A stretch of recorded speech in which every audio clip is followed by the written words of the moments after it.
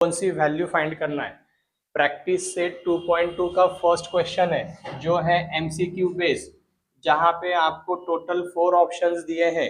First option है 135 degree, second option है 90 degree, third option है 45 डिग्री और फोर्थ ऑप्शन है 40 डिग्री। और बोला क्या गया है, find the value of x. भले ही ये क्वेश्चन एमसीक्यू क्यों ना हो, हमें इसको पहले एज अ रफ वर्क में उनको सिंप्लीफाई करना पड़ेगा। मतलब अभी मुझे अगर x की वैल्यू फाइंड करना है तो सबसे पहले आपको ये देखना जरूरी है कि मुझे जो एंगल फाइंड करना है वो एंगल की वैल्यू, और जो मुझे क्वेश्चन में दिया है, क्वेश्चन में किसी भी एंगल का मेजर नहीं दिया है, लेकिन क्वेश्चन में इतना जरूर दिया है कि ये जो लाइन m और लाइन n है ये पैरेलल लाइन के बीच में बनने वाले एंगल है। तो पैरेलल लाइन के बीच में जो एंगल बनते हैं वो कौन से एंगल कहलाते हैं, इंटीरियर एंगल्स। और इंटीरियर एंगल्स के बीच में क्या रिलेशन है ये हमें फाइंड करना होगा। जैसे कि करस्पॉन्डिंग कॉन्ग्रुएंट होते हैं, अल्टरनेट भी कॉन्ग्रुएंट होते हैं, लेकिन इंटीरियर कॉन्ग्रुएंट होते हैं क्या, नहीं। तो इसका मतलब हमें यहाँ पे क्या अप्लाई करना होगा, इंटीरियर एंगल की प्रॉपर्टी। क्या है इंटीरियर एंगल की प्रॉपर्टी, ये जो इंटीरियर एंगल है दोनों के दोनों, इन दोनों की एडिशन आएगी 180 डिग्री। ओके, कैसे किया मैंने समझ में आया। मतलब जो एंगल हमें फाइंड करना है या फिर जो एंगल हमें क्वेश्चन में दिए उनके बीच में कुछ रिलेशन फाइंड करने की कोशिश करो। रिलेशन मतलब क्या, तीन ही प्रकार के रिलेशन होंगे, एक तो इंटीरियर होगा, एक तो करस्पॉन्डिंग होगा, एक तो अल्टरनेट होगा। इन तीनों में से तो कोई दूसरा नहीं आएगा। हाँ, अगर तुम चाहते हो कि नहीं सर मुझे जो फाइंड करना है वो इन तीनों में कहीं पे भी नहीं है, तो फिर शायद वहां पे वर्टिकली अपोजिट बन सकता है।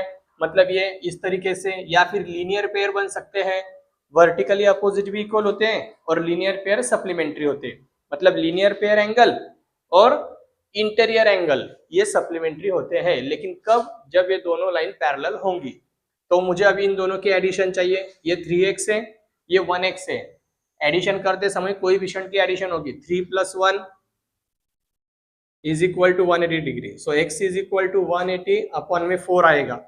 Okay, so x is equal to कितना, 4 4 जा 16, रिमाइंडर 2, 4 5 जा 20। तो हमारा करेक्ट आंसर क्या है, ऑप्शन नंबर सी। अभी ये तुम्हें अगर सिंप्लीफिकेशन लिख के बताना है कि आंसर किस तरीके से आया है तो आप अपने नोटबुक में लिख सकते हो, लेकिन एग्जाम में अगर ये एमसीक्यू में आता है तो आप जस्ट ऑप्शन टिक करो, ये एज अ रफ वर्क करके देना है। क्लियर, चलो लिखो नोटबुक में। एक minute just hold on, second question भी ले लेता हूं मैं। सेकेंड क्वेश्चन में ऐसे दो पैरेलल लाइन दिए, वर्टिकल लाइन है और ये एक ट्रांसवर्सल है L, जिसमें ये 4x है और ये 2x है। यहाँ पे भी हमें x की वैल्यू फाइंड करना है। ए ऑप्शन 90 डिग्री का है, बी ऑप्शन 60 डिग्री का है, सी ऑप्शन 45 डिग्री का है और डी ऑप्शन 30 डिग्री का है। तो अभी यहाँ पे भी x की वैल्यू फाइंड करना है। तो सबसे पहले क्या बताया मैंने आपको, जिनको फाइंड करना है उसका क्वेश्चन में अगर कोई दूसरा एंगल दिया है उसके साथ कुछ रिलेशन बनता है तो बताओ। बन रहा है क्या यहाँ पे एंगल, ये देखो ये 4x है और ये 2x है। अभी ये जो दो एंगल है, ना ये इंटीरियर एंगल है, ना ये करस्पॉन्डिंग है, ना ये अल्टरनेट है। तो ऐसे क्वेश्चन को सॉल्व करने के लिए फिर तुम्हें यहाँ पे करना पड़ेगा थोड़ा सा जुगाड़। जुगाड़ू इंसान होते हैं हम इंडियंस, तो कुछ ना कुछ जुगाड़ करना पड़ेगा। कैसे फाइंड करेंगे, तो ये जो 2x है क्या इसका वर्टिकली अपोजिट एंगल में इसको a कंसीडर कर लो, क्योंकि वर्टिकली अपोजिट जस्ट बताया मैंने, वर्टिकली अपोजिट एंगल्स क्या होते हैं, इक्वल होते हैं ना। तो ये जो 2x का क्रॉस वर्टिकली अपोजिट यानी क्रॉस बनता है वहां पे। तो ये जो 2x है और ये जो a है ये दोनों के दोनों वर्टिकली अपोजिट है, और वर्टिकली अपोजिट हमेशा क्या होते हैं, इक्वल। तो ये हो गया वर्टिकली अपोजिट एंगल। ओके, अभी ये जो a है इसकी वैल्यू 2x है, तो ये एंगल a और ये 4x कौन से टाइप के एंगल हो गए,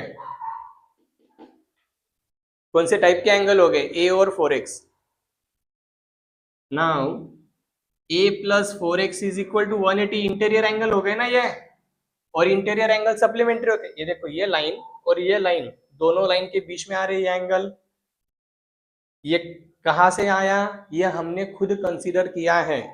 समझ में आया क्यों कंसीडर किया, क्योंकि ये जो दो एंगल हमें दिए हैं जिनमें एक्स फाइंड करना है उनके बीच में कोई रिलेशन नहीं बन रहा है, तो वो रिलेशन हमें खुद बनाना पड़ेगा मैथमेटिकल कंसेप्ट यूज करके। तो अभी ए की वैल्यू क्या है 2x plus 4x is equal to 180। 2x plus x 4x कितना 6x is equal to 180। So x is equal to कितना, so x is equal to 30 degree. तो कहां पे है ये ऑप्शन डी, तो हमारा करेक्ट आंसर है ऑप्शन नंबर डी। समझा? इस तरीके से ऐसे क्वेश्चन को आपको सिंप्लीफाई करना है। चलो लिखो नोटबुक में। हम डायग्राम ड्रॉ करेंगे, ये लाइन P और ये लाइन Q। अभी देखो P और Q पैरेलल है, लेकिन ये जो लाइन T है ये और ये जो लाइन S है, ये दो लाइन दो ट्रांसवर्सल है इसको। कौन से T और S।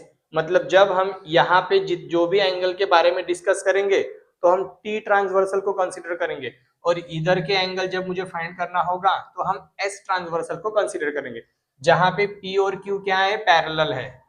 P parallel Q। अब ये एमसीक्यू क्वेश्चन नहीं है, सॉल्व करके बताना है। इसकी वैल्यू है 40 डिग्री, इसकी वैल्यू है x, ये है y और ये है 70 डिग्री।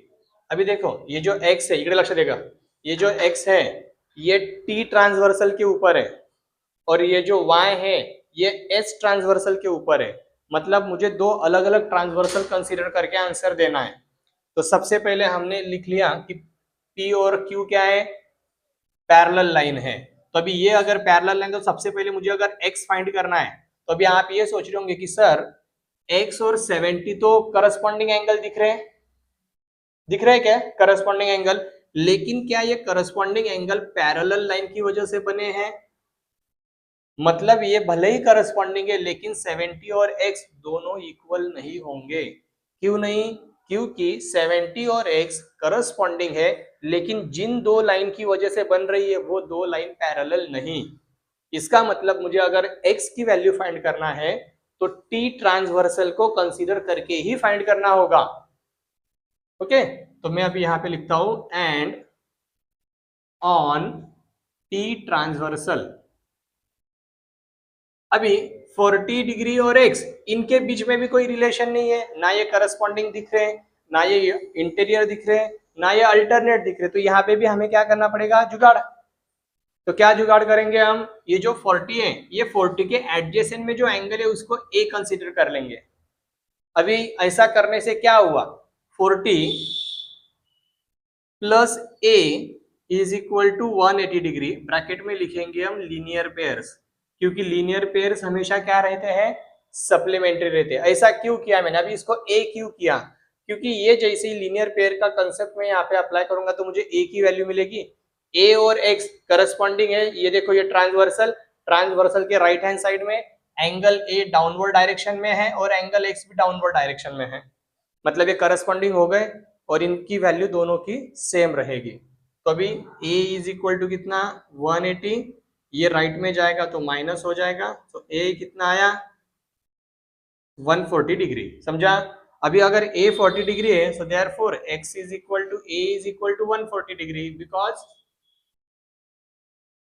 करस्पॉन्डिंग एंगल्स हमेशा क्या रहते हैं, इक्वल रहते हैं। सिमिलरली अभी क्या करेंगे हम, ये वाले साइड में आएंगे, यहाँ पे फिर से लिखेंगे P parallel Q and on S transversal.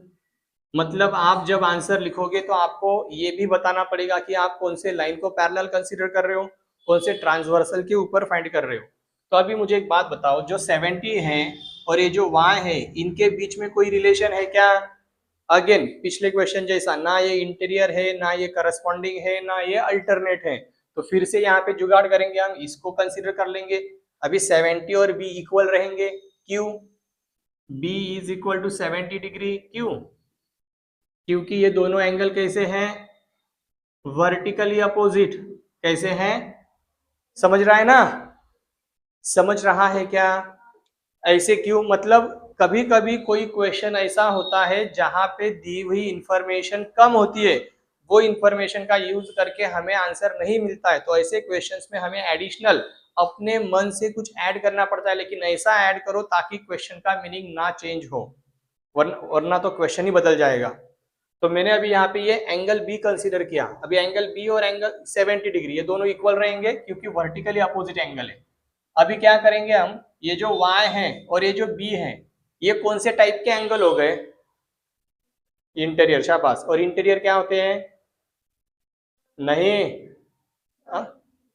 180 degree, मतलब इंटीरियर सप्लीमेंट्री होते हैं। तो y plus B is equal to 180, already लिखा था मैंने यहाँ पे लिखेंगे हम इंटीरियर एंगल्स, ओके। तो y की वैल्यू है 70 degree plus b is equal to 180 degree. तो b is equal to how much, 180 minus 70, clear. तो इस तरीके से हमें एंगल ए और एंगल बी को फाइंड करना था। देखो ये जो क्वेश्चन नंबर 3 है, अभी इस क्वेश्चन में क्या दिया है, इस क्वेश्चन में लाइन एल और लाइन एम, मैं सबसे पहले यहाँ पे लिखता हूँ गिवन में एल पैरेलल एम एंड, और अभी ये जो दो ट्रांसवर्सल ड्रॉ करके दिए हैं आपको जिनका नाम है पी और क्यू, और ये पी और क्यू भी एक दूसरे के साथ पैरेलल है। मतलब आपने ये ट्रांसवर्सल कंसीडर करके एंगल्स को प्रॉपर्टी की तरह सॉल्व करने की कोशिश की, या फिर ये ट्रांसवर्सल कंसीडर करके ये दोनों के दोनों, तब भी हर केस के लिए करस्पॉन्डिंग, अल्टरनेट और इंटीरियर, इनके बीच में जो रिलेशन है वो यहाँ पे एप्लीकेबल होगा। अभी हमें फाइंड क्या करना है, हमें फाइंड करना है एंगल ए, एंगल बी और एंगल सी। समझा, क्या फाइंड करना है ये समझ में आया। अभी सबसे पहले आपको सोचना किस तरीके से है, हमें कौन सा एंगल दिया है और कौन सा एंगल फाइंड करना है, इधर ध्यान दो, कौन सा एंगल फाइंड करना है, इनके बीच में रिलेशन ढूंढने की कोशिश करो। रिलेशन कौन से है, करस्पॉन्डिंग, अल्टरनेट या फिर इंटीरियर। अभी देखो मैंने अगर ये जो लाइन एल है, ये लाइन एल को ट्रांसवर्सल कंसिडर किया और P और Q ये लाइन को पैरेलल कंसीडर किया, इसका मतलब वो वहां पे ऑलरेडी दिया है। लेकिन मैं अभी सॉल्व करते समय P लाइन और Q लाइन और L को ट्रांसवर्सल कंसीडर करता हूं, तो ये 80 और ये एंगल A, इन दोनों के बीच में क्या रिलेशन बन रहा है बताओ, इन दोनों के बीच में क्या रिलेशन बन रहा है, कौन सा लेटर बन रहा है। यहाँ पे देखो इन दोनों एंगल से C बन रहा है, सी लेटर बन रहा है, इसका मतलब कौन सा एंगल है, ये इंटीरियर एंगल। तो हम सॉल्यूशन किस तरीके से लिखेंगे, अभी देखो सबसे पहले हम यहाँ पे लिखेंगे P parallel Q and on L transversal, कौन से ट्रांसवर्सल के ऊपर दिख रहे हैं हम, L के ऊपर। तो angle A plus 80 degree is equal to 180 degree. इसका रीजन क्या होगा, इंटीरियर एंगल्स। क्या रीजन होगा इसका, इंटीरियर एंगल। कोई डाउट यहाँ तक, कोई प्रॉब्लम। तो इंटीरियर एंगल्स क्या होते हैं, हमेशा सप्लीमेंट्री होते हैं। तो एंगल ए कितना होगा फिर 180 माइनस 80, तो A is equal to 100 degree. Angle A मिल गया मुझे। अभी क्या चाहिए, बी और सी। क्या चाहिए, बी और सी। अभी देखो मैंने अगर एल पैरेलल एम कंसीडर किया है, नाउ अभी मैं पैरेलल लाइन चेंज कर रहा हूं और ट्रांसवर्सल भी बदल रहा हूं। मैंने अगर एल पैरेलल एम लिया एंड देखो ये लाइन और ये लाइन और इसके ऊपर ये P ट्रांसवर्सल कंसीडर किया and P is transversal. P को क्या कंसीडर किया मैंने, ट्रांसवर्सल। तो ये जो 80 डिग्री और ये जो एंगल C है, क्या ये अल्टरनेट एंगल है। अल्टरनेट एंगल दो प्रकार के होते हैं, एक इंटीरियर अल्टरनेट और एक एक्सटीरियर अल्टरनेट। तो क्या ये दोनों इक्वल रहेंगे, एक्सटीरियर अल्टरनेट भी इक्वल होते हैं। इंटीरियर अल्टरनेट जिस तरीके से इक्वल होते हैं वैसे एक्सटीरियर अल्टरनेट भी क्या होते हैं, एक दूसरे के साथ इक्वल होते हैं। तो angle C is equal to कितना, 80 डिग्री। यहाँ पे लिखेंगे हम reason exterior alternate angles. Exterior alternate angles भी एक दूसरे के साथ क्या कॉन्ग्रुएंट होते हैं। यहाँ तक किसी को कोई प्रॉब्लम समझ में आया। अभी सच में ये 80 डिग्री है क्या सर, चलो इंश्योर करके बताता हूँ। ये 80 डिग्री और इसका अगर मैंने वर्टिकली अपोजिट x कंसीडर किया तो अभी मुझे एक बात बताओ, एक्स और सी कौन से टाइप के एंगल हो गए? हाँ, एक्स और सी, एक्स और सी, एफ लेटर बन रहा है यहाँ पे, करस्पॉन्डिंग एंगल, तो ये दोनों इक्वल हो जाएंगे। और x किसके साथ इक्वल होगा? एटी के साथ। क्यों? क्योंकि एटी और x वर्टिकली अपोजिट एंगल है। समझा? ऐसे क्या देख रहे हो? इधर देखो ना, या इस क्या कुछ तकलीफ हो रही है? क्या हो रही है? मोबाइल ज्यादा देखने का परिणाम है ये। चलो, क्लियर यहाँ तक? अभी b और c क्या है? इक्वल है क्या अनइक्वल है? अगर इक्वल है तो रीजन क्या है? बता, बोलो बोलो, कौन है ये? अरे करस्पॉन्डिंग एंगल है ये। एंगल सी और एंगल बी कौन से टाइप के? देखो ना, कौन सा अल्फाबेट बन रहा है यहाँ पे?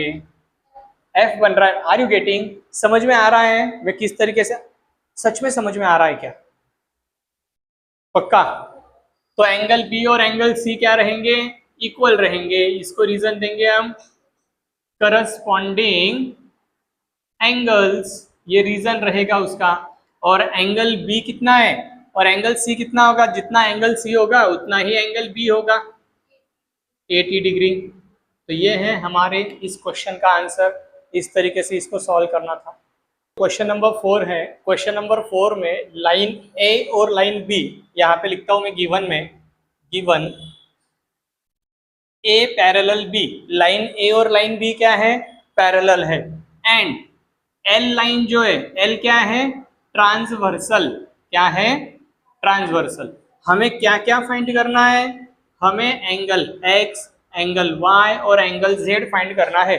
बहुत ही सिंपल क्वेश्चन है। सिर्फ आपको यहाँ पे एक अपना लॉजिक लगाना है, कौन अल्टरनेट, कौन करस्पॉन्डिंग, कौन इंटीरियर, कौन लीनियर पेयर। अभी देखो यहाँ पे मैं एंगल एक्स और 105 इन दोनों को इक्वल दिखा सकता हूँ क्या? अगर हाँ तो क्यों? रीजन बताओ मुझे। देखो, ये जो लाइन है, ये लाइन और ये दो पैरेलल लाइन बराबर, ये एंगल x और ये 105, इन दोनों के बीच में क्या रिलेशन है? कौन से एंगल है ये? बराबर। कौन से एंगल है? करस्पॉन्डिंग। अभी आप बोलोगे कि सर सबसे पहले मैं x फाइंड करूं, y फाइंड करूं या z फाइंड करूं? क्या पहले z किया तो चलेगा? क्या चलेगा, लेकिन सबसे पहले ऐसे एंगल फाइंड करो जहां पे आपको कम समय के अंदर फटाक से आंसर मिलेगा और वो कंफर्म हो जाएगा वहां पे आधा या 1 मार्क। मतलब यहाँ पे आपको सिंप्लीफिकेशन करना पड़ेगा, लेकिन यहाँ पे कोई सिंप्लीफिकेशन करना है क्या? यहाँ पे सिर्फ आपको रीजन देना है, करस्पॉन्डिंग एंगल्स आर इक्वल। मतलब यहाँ पे इतना आंसर लिखने के बाद आपका आधा या 1 मार्क कंफर्म हो जाता है। तो ऐसे क्वेश्चंस में आपको यही सोचना है कि ऐसे एंगल में पहले फाइंड करूं कि जो आसानी से चुटकियों में मुझे आंसर मिल जाए। क्लियर? तो मैं angle x is equal to 105 लिखता हूं यहाँ पे, और इसका रीजन क्या देंगे? Corresponding angles. समझा? अभी एंगल x और एंगल y क्या ये दोनों भी इक्वल है? एंगल x और एंगल y क्या ये दोनों भी इक्वल है? कैसे? क्या नहीं, कैसे? क्या क्रॉस? क्रॉस मतलब अंधेरा कायम रहेगा, किल्बिश कल बताया था। क्रॉस शक्तिमान देखा है क्या? सुना है कभी? तो ये जो है ये क्रॉस है, क्रॉस एंगल है। मतलब ये लाइन और ये लाइन एक दूसरे को क्रॉस कर रही है, तो ये कौन से एंगल है? Vertically opposite angle. और वर्टिकली अपोजिट एंगल हमेशा इक्वल होते हैं। ओके, तो ये भी 105 डिग्री का होगा। और यहाँ पे VOA शॉर्टकट में लिखा है मैंने, इसका फुल फॉर्म क्या है? Vertically opposite angles. क्लियर? हमें टोटल 3 एंगल्स फाइंड करे थे, 3 में से 2 मिल गए। अभी चाहिए एक मेन एंगल जो है एंगल Z। तभी ये जो एंगल Z है ये 105 के साथ कुछ रिलेशन बनाता है। क्या रिलेशन बनाता है? 105 और Z इनके बीच में क्या रिलेशन है? ये रिश्ता क्या कहलाता है? लीनियर पेयर का कहलाता है। लीनियर पेयर मतलब ऐसे दो एंगल जिन दो एंगल को ज्वाइन करने के बाद एक स्ट्रेट लाइन बनती है, इसको लीनियर पेयर एंगल बोलते हैं। और लीनियर पेयर एंगल हमेशा लीनियर पेयर एंगल हमेशा सप्लीमेंट्री होते, इक्वल नहीं होते। मतलब angle Z plus 105 is equal to 180 degree. Shortcut में लिखता हूं मैं LP, मतलब लीनियर पेयर्स। समझ में आया? कल के दिन मैंने तुम्हें ये बात समझाई थी कि ऐसे दो एंगल ढूंढो जहां पे अगर करस्पॉन्डिंग का रिलेशन नहीं बन रहा है, अल्टरनेट का नहीं बन रहा है, इंटीरियर का नहीं बन रहा है, तो वहां पे वर्टिकली अपोजिट या फिर लीनियर पेयर का रिलेशन बनता है, ये बताया था मैंने। तो यहाँ पे लीनियर पेयर का, लीनियर कैसे पहचानते हैं समझ में आया? दोनों एंगल एक दूसरे के एडजेसेंट होने चाहिए और इन दोनों एंगल से एक स्ट्रेट लाइन बननी चाहिए, ऐसे एंगल को लीनियर पेयर एंगल बोलते हैं। तो इन दोनों की एडिशन, लीनियर पेयर की एडिशन होती है, करस्पॉन्डिंग इक्वल होते हैं, वर्टिकली भी इक्वल होते हैं, समझा? तो angle Z is equal to 180 minus 105, तो एंगल Z कितना हो गया? 75 डिग्री। तो ये हो गया हमारा एंगल X हो गया, इधर एंगल X, एंगल X और एंगल Y भी मिल गया, एंगल Z भी मिल गया। तो ये क्वेश्चन हमने कंप्लीट कर लिया। देखो क्वेश्चन नंबर 5 बहुत ही इंपॉर्टेंट क्वेश्चन है। इसमें आपको दिया क्या गया है, सबसे पहले हम यहाँ पे लिखते हैं, हमें क्वेश्चन में P parallel L parallel Q, मतलब तीनों के तीनों लाइन एक दूसरे के साथ पैरेलल है, और ये जो मिडल वाली जो पैरेलल लाइन है, इस लाइन के ऊपर एक इंटरसेक्टिंग लाइन ड्रॉ की गई है जिसको हम ट्रांसवर्सल बोल सकते हैं, जिसको लेबल वगैरह नहीं किया है। क्या हुआ? 30 डिग्री है, मैंने नहीं लिखा है क्या? ओके चलो लिखता हूँ, यहाँ पे ये 30 डिग्री है। Thank you very much, check कर रहा था मैं आपका ध्यान है या नहीं। तो अभी ये देखो ये लाइन P और ये लाइन L, ये दोनों एक दूसरे को पैरेलल है, ये ट्रांसवर्सल कहलाएगा। ये लाइन L लाइन Q ये भी एक दूसरे को पैरेलल है, मतलब ये ट्रांसवर्सल कहलाएगा। अभी इनको कहीं पे कुछ भी लेबल नहीं दिया है। अभी देखो ये तीनों के तीनों लाइन एक दूसरे को क्या है? पैरेलल है। अभी मुझे फाइंड करना है ये वाला बड़ा वाला एंगल X, ये बड़ा एंगल। ओके, अभी ये एंगल फाइंड करने के लिए बीच में मुझे देखो ये जो L लाइन जो है, जो इस एंगल के वर्टेक्स से पास होती है, इसकी वजह से ये बड़ा एंगल दो हिस्सों में डिवाइड हो गया, जिसको मैं एंगल 1 बोल सकता हूँ, यहाँ पे एंगल 2 बोल सकता हूँ। ओके, अभी इन दोनों एंगल को अगर मैंने ऐड कर दिया, या फिर इन दोनों एंगल का मेजर जब मुझे पता चलेगा तब मैं इन दोनों को ऐड करूंगा और मुझे एंगल X, मतलब ये जो मेजर एंगल है, ये एंगल मिल जाएगा। ओके, लेकिन यहाँ पे लेबल नहीं दिया है, लेबल नहीं है, इसीलिए मैंने इसको एंगल 1 कंसिडर किया और इसको एंगल 2 कंसिडर किया। अभी क्या होगा, so now can I say angle 1 is equal to 40 degree. ये देखो ये 40 डिग्री का एंगल और ये एंगल 1, क्या ये दोनों इक्वल हो सकते हैं? कौन सा लेटर बन रहा है? Z। Z मतलब क्या होता है? अल्टरनेट एंगल, बराबर। आप चाहे तो इनको लेबल भी कर सकते हो ABCD ऐसे लेटर अल्फाबेट देके, लेकिन वो बहुत ज्यादा लेटर्स का आ जाएंगे वहां पे, तो instead of that directly consider करते इसको angle 1। Similarly angle 2 is equal to कितना? 30 डिग्री। ये देखो ये एंगल 2 और ये 30, यहाँ पे भी उल्टा Z बन रहा है, बराबर। और अल्टरनेट हमेशा क्या होते हैं? इक्वल। इसको दूंगा मैं नंबर 2, इसका रीजन भी आएगा अल्टरनेट एंगल्स। कोई शक यहाँ तक? नाउ अभी हमें क्या फाइंड करना है? ये बड़ा वाला एंगल X। अभी ये जो एंगल X है, ये 1 और 2 के एडिशन मिला के बनेगा, तो मैं यहाँ पे लिखूंगा angle 1 plus angle 2 is equal to angle X, बराबर। तो एंगल 1 की वैल्यू क्या है? 40 डिग्री, 2 की वैल्यू क्या है? 30 degree, is equal to angle X। So angle X is equal to how much? हो गया। इस तरीके से हमें फाइंड करना था, बहुत ही नन्ना मुन्ना सा क्वेश्चन था, भोला भाला सा क्वेश्चन था। चलो करो। और तुम्हारे बीच में क्या जोक चलते हैं हमें भी बताया करो, मतलब मैं भी हंसूंगा, अपने यूट्यूब के ऑडियंस भी हंसेंगे। अभी देखो ये जो आगे का जो प्रैक्टिस सेट है 2.3, ये सिंपल प्रैक्टिस सेट है, और ये प्रैक्टिस सेट में हमें इन दो महाशयों का यूज करना है। कभी देखा है क्या बच्चों ये कंपास में क्या होता है, क्यों होता है? अभी तक तो इस्तेमाल नहीं किया है सर, लेकिन क्या है क्या पता? कंपनी ने कोई एक्स्ट्रा मटेरियल बचा इसलिए बना के दिया है क्या खेलने के लिए? खिलौना? ये खिलौना नहीं है, इनको बोला जाता है सेट स्क्वायर। और इन सेट स्क्वायर का मदद यूज करके, इन सेट स्क्वायर का यूज करके हम पैरेलल लाइन या फिर परपेंडिकुलर लाइन ड्रॉ कर सकते हैं, समझा? ये कोई वेस्ट मटेरियल नहीं है कंपनी का जो बना के उन्होंने दे दिया तुम्हें खेलने के लिए। जब बोर हो गए ना स्कूल में, बच्चों इनके साथ खेला करो, ऐसा नहीं है। सेट स्क्वायर है, सेट स्क्वायर का इस्तेमाल परपेंडिकुलर या फिर पैरेलल लाइन ड्रॉ करने के लिए किया जाता है। अभी कैसे करना है? पहला क्वेश्चन क्या दिया है? ड्रॉ अ लाइन L, एक L लाइन ड्रॉ करना है। Take a point A outside that line, मतलब वो लाइन के ऊपर या नीचे कहीं पे भी एक पॉइंट लेना है, और वो पॉइंट से लाइन एल को पैरेलल लाइन ड्रॉ करना है। तो कैसे ड्रॉ करेंगे? सबसे पहले हम क्या करेंगे, मैं यहाँ पे एक लाइन ड्रॉ करूंगा, समझ लो पहले किस तरीके से ड्रॉ करना है। ये लाइन मैंने ड्रॉ की एल, ओके। अभी ये मत पूछो कि सर लाइन कितने सेंटीमीटर की ड्रॉ करना है, लाइन को डिस्टेंस नहीं होता, डायमेंशन नहीं होता, लाइन एक्सटेंड होती है इनफाइनाइटली। अंदाजा लगा के थोड़ी छोटी मोटी अपने नोटबुक के पेज के हिसाब से उसको ड्रॉ कर लो। अभी ये लाइन के ऊपर कहीं पे भी एक पॉइंट ले लो, सपोज ये लाइन को मैं फिर से दोबारा अच्छी तरीके से ड्रॉ करता हूं। ये लाइन मैंने ड्रॉ कर दी एल, और ये लाइन के ऊपर पॉइंट लिया मैंने ए पॉइंट बोला है, कहीं पे भी लेना है, ओके। अभी ये जो पॉइंट ए है, यहां से मुझे लाइन एल को पैरेलल लाइन ड्रॉ करना है। अभी पैरेलल मतलब कैसे, ये पॉइंट में से पास होने वाली चाहिए, और जब लाइन पास होगी तो वो एल को पैरेलल रहेगी, मतलब हॉरिजॉन्टल लाइन आएगी, ओके। किस तरीके से ड्रॉ करना है, ये देखो, ये जो सेट स्क्वायर है, ये सेट स्क्वायर को इस तरीके से हम अरेंज करेंगे। ये जो बॉटम है सेट, देखो ये जो एक सेट स्क्वायर है, ये कोई भी उठाओ, ये वाला उठाओ या फिर ये वाला, इनको स्टैंडर्ड ट्रायंगल बोला जाता है, ये बाद में हम डिस्कस करेंगे, ओके।